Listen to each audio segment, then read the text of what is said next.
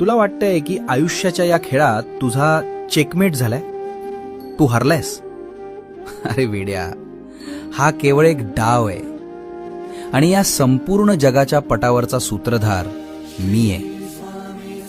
तुला वाटतंय की तू मागे पडतोयस, पण लक्षात ठेव, जेव्हा मी माझ्या सोंगटीला 2 पावलं मागे घेतो तेव्हा ती हार नसते, ती उद्याच्या एका महाभयंकर विजयाची पूर्वतयारी असते. तू माझ्या या पटावरचा साधा प्यादा नाहीस, तू माझा वजीर आहेस.